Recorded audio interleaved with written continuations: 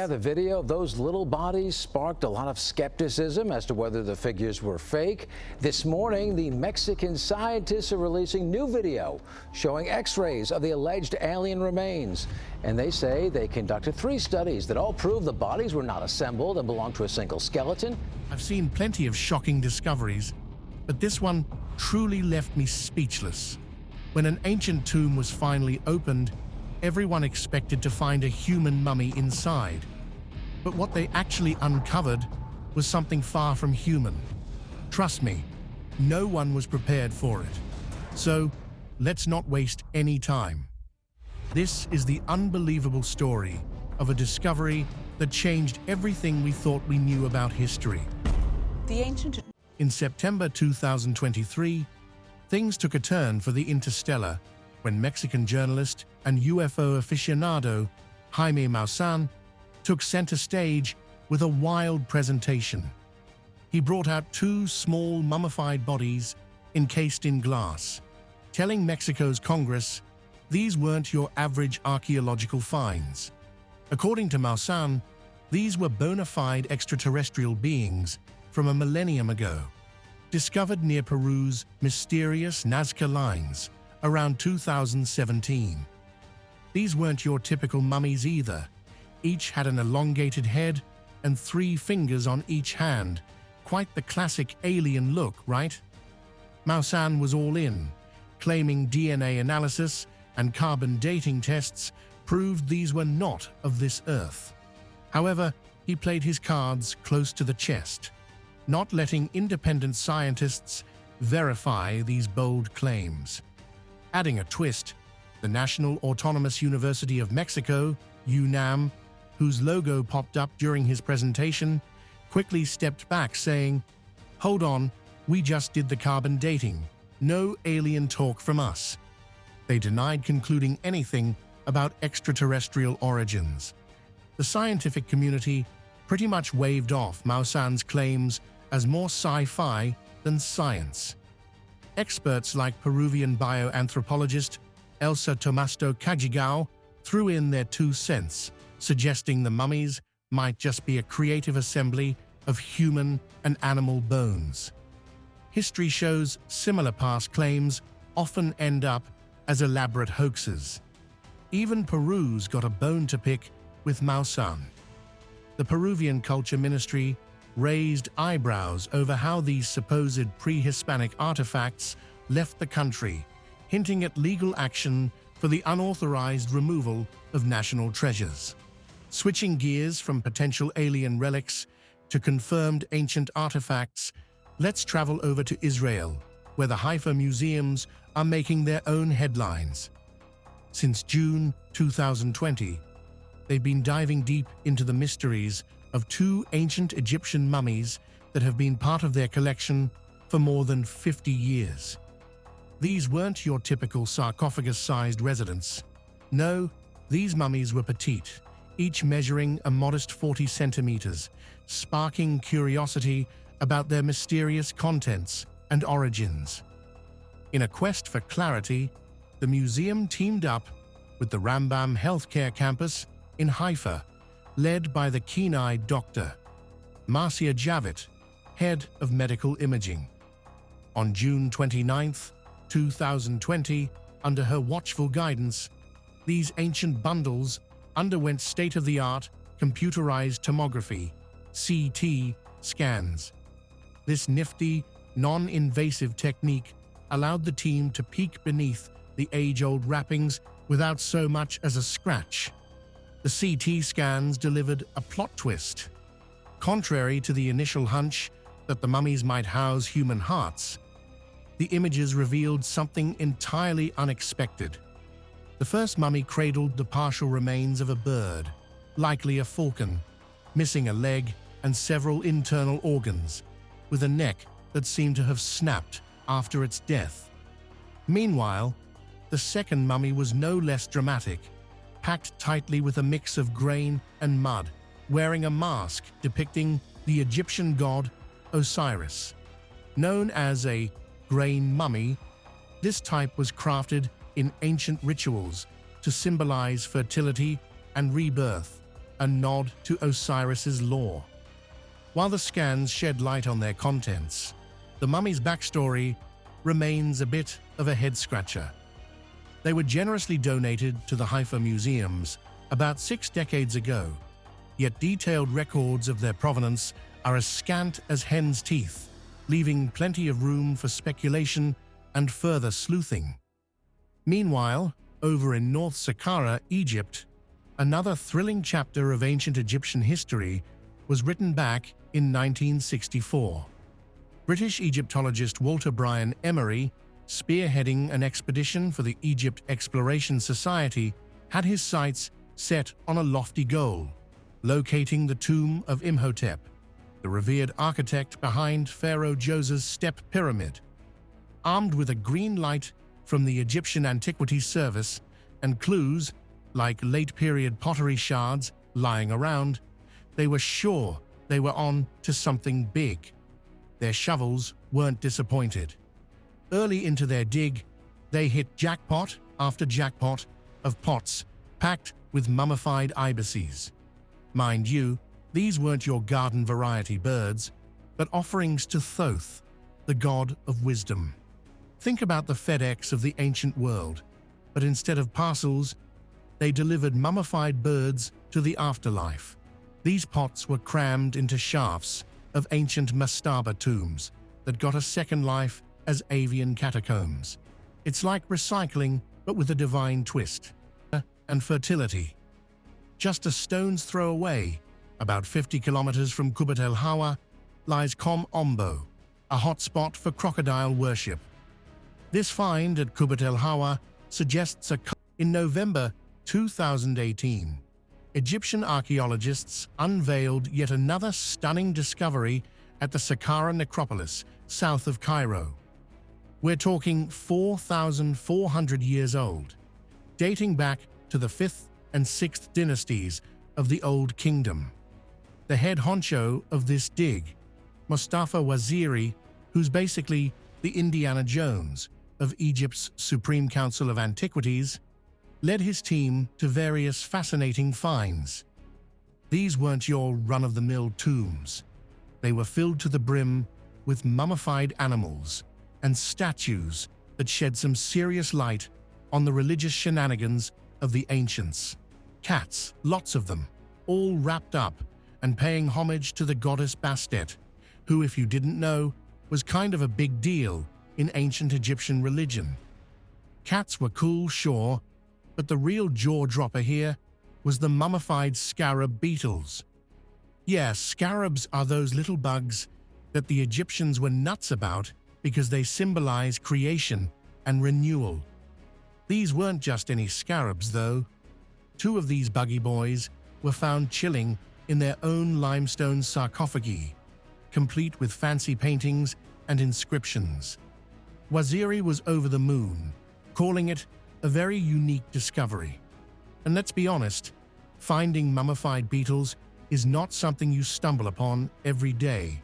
It's really a bit rare, as the man himself put it. The site also turned up a treasure trove of wooden statues depicting all sorts of animals and deities, with a standout collection of 100 wooden gilded cat statues and a snazzy bronze statue dedicated to, you guessed it, Bastet. It's like a petting zoo frozen in time, showcasing just how much animals were revered in the sands of ancient Egypt.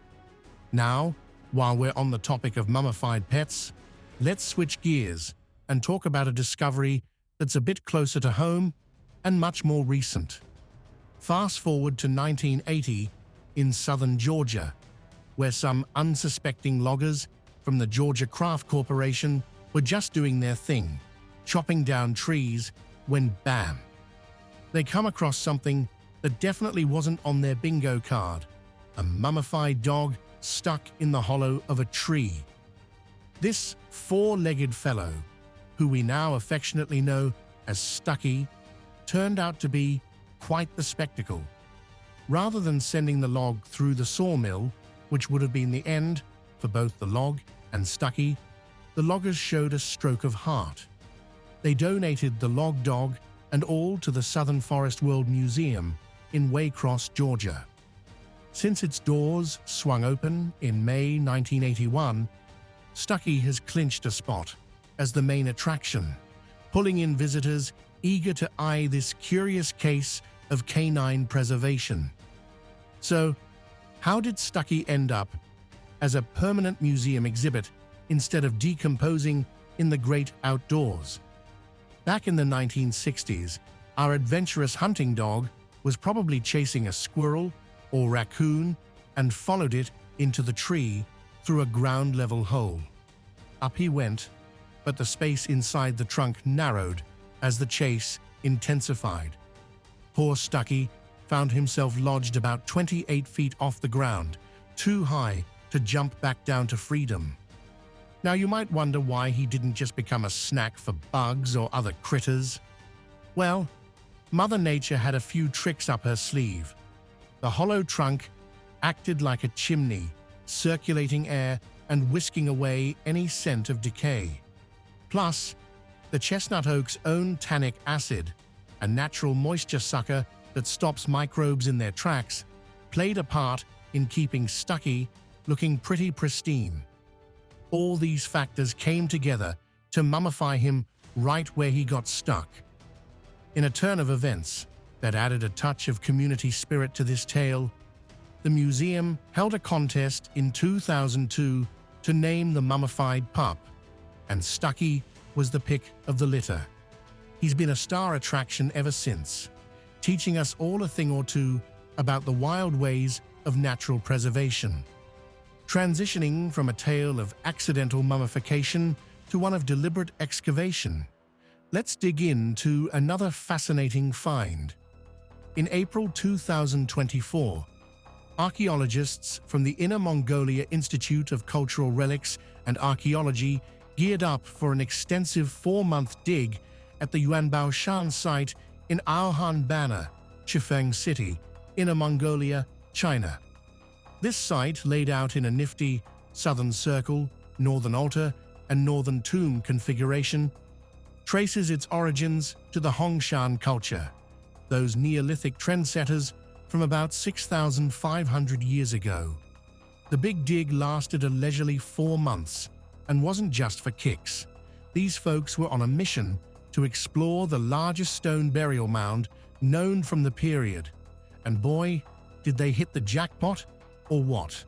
They unearthed over 100 jade artifacts. But not just any jade pieces. Among them was the mother of all finds, a jade dragon that would make any collector turn green with envy. This wasn't your garden variety dragon figurine. Nope, this dragon was a whopping 15.8 centimeters long, 9.5 centimeters wide, and had a chunky thickness of 3 centimeters, making it the largest jade dragon ever discovered from the Hongshan culture. The craftsmanship? Stellar. It showed that those ancient artisans weren't just messing around. They had skills that would put some of today's artists to shame. And the tomb's layout, with its circle and square mojo, wasn't just for show. It hinted at some serious ritualistic vibes, a kind of architectural language that whispered secrets about the spiritual and ceremonial doings of the Hongshan folks. Sun Jinsong, the head honcho of the Inner Mongolia Institute of Cultural Relics and Archaeology, was all praises. He said this discovery was like filling in the blanks of a crossword puzzle, giving us the clues we needed to understand how the Hongshan culture rolled when it came to jade and their sacred shenanigans. But wait, there's more. Besides the show-stopping dragon, they also found a treasure trove of other jade goodies, tools, ornaments, you name it. Some of these artifacts had a family resemblance to items from the Lingjiatan culture over in eastern China, suggesting these cultures might have been chit-chatting, or at least peeking over each other's fences, sharing ideas in jade craftsmanship. Now, shifting gears and climbing from the depths of ancient tombs to the heights of icy peaks, let's talk about another incredible find that makes you wonder about the past's mysteries. In March 1999, Johann Reinhard, an American anthropologist and explorer, teamed up with Constanza Cerruti, an Argentine archaeologist. Their mission? To scour the summit of Volcan Llullaillaco, a sky-high stratovolcano straddling the border between Argentina and Chile, standing proud at 22,110 feet. That's a neck-craning 6,739 meters for those who love their measurements in metric. Why the extreme hike, you ask? Well, they were hot on the trail of Inca ceremonial sites rumored to exist at these nosebleed altitudes. And oh boy, did they hit the historical jackpot. On March 16th, amid the thin air and biting cold, they stumbled upon something extraordinary. 3 incredibly well-preserved frozen bodies of Inca children. It appears these kids were part of a ritual known as Capacocha, believed to have taken place about 500 years ago. Among these icy treasures was a 15-year-old girl, later dubbed La Doncella, or the Maiden. The preservation was so remarkable that it was as if she just dozed off. Digging deeper, literally, the team unearthed textiles, pottery, and even figurines crafted from gold and silver alongside the mummies. These artifacts were like puzzle pieces, piecing together the story of these young lives cut short for a ritual that was all in a day's work for the Incas. Scientific sleuthing later revealed that these children weren't just laid to rest with ceremony. They were sedated with coca leaves and a bit of the old inebriating elixir, likely to keep them calm on their eternal journey. Today, the Maiden and her 2 eternal companions rest a bit more comfortably in the Museum of High-Altitude Archaeology in Salta, Argentina. They're showcased on a rotating basis to keep them in tip-top shape for curious eyes.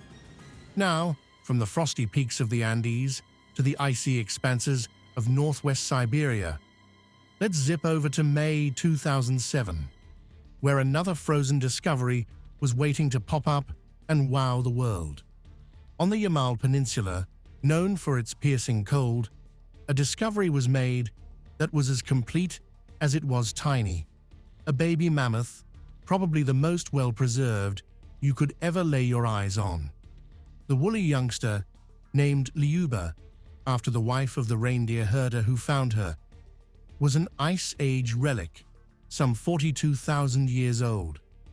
This little mammoth was so intact that even her woolly coat was still fluffy. He was about 85 centimeters tall and 130 centimeters long, tipping the scales at 50 kilograms.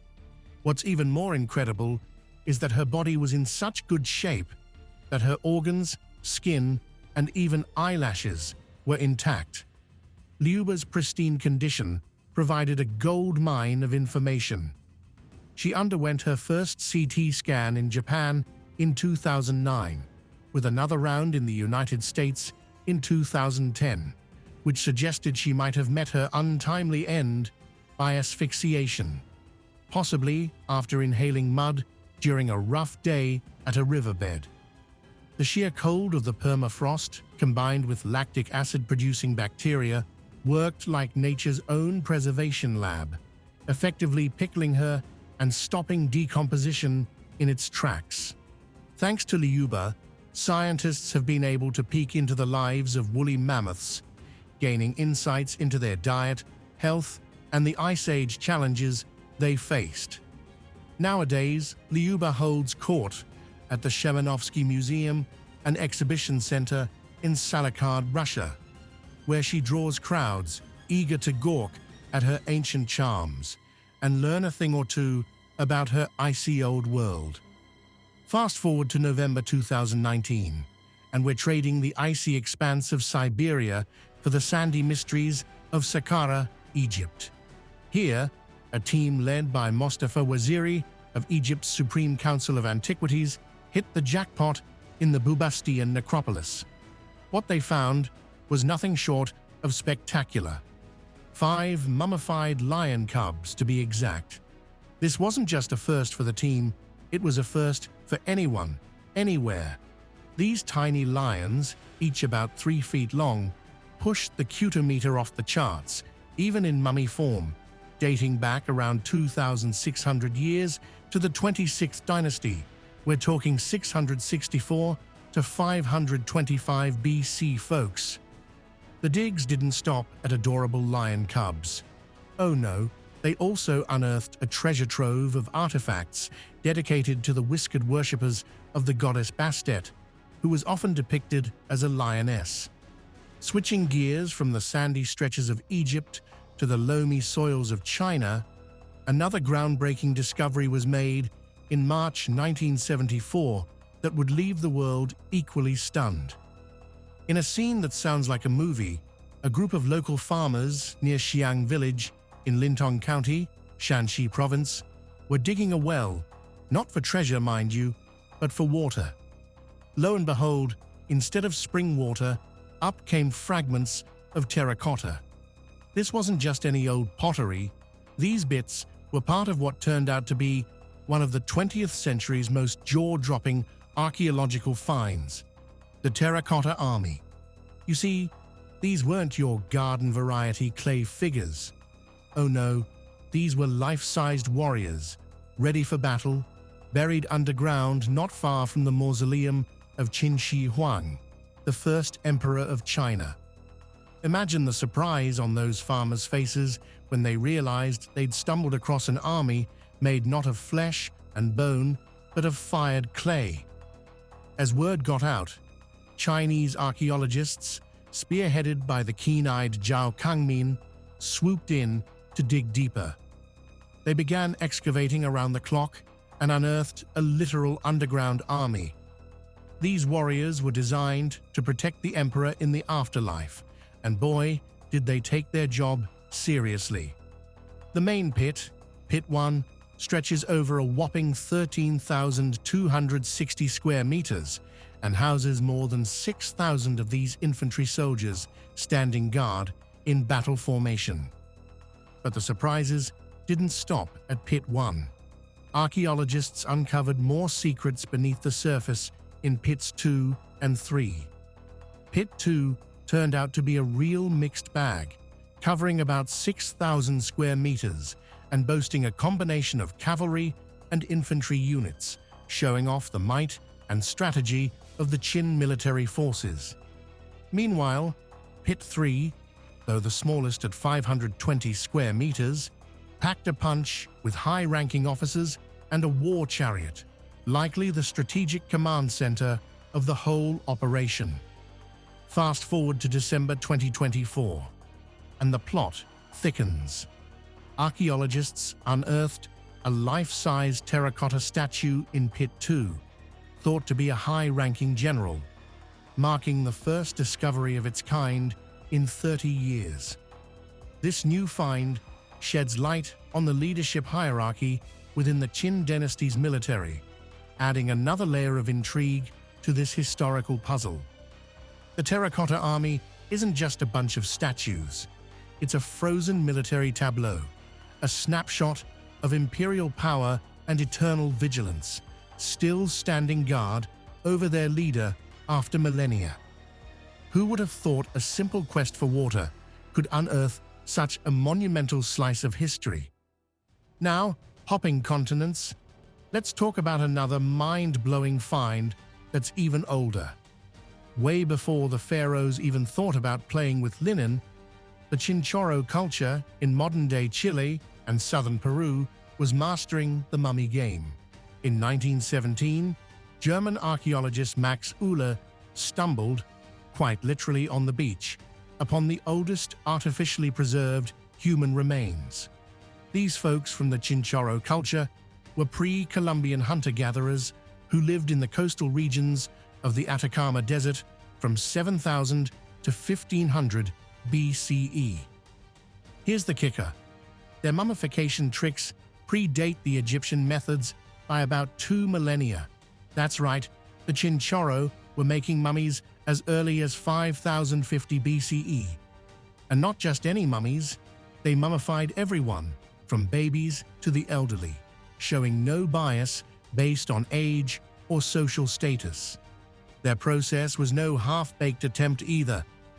They'd take out the internal organs, treat the bodies with natural preservatives, and then jazz them up with materials like clay and sticks. To top it off, these mummies were dressed to impress with masks and wigs, showcasing some seriously sophisticated mortuary practices.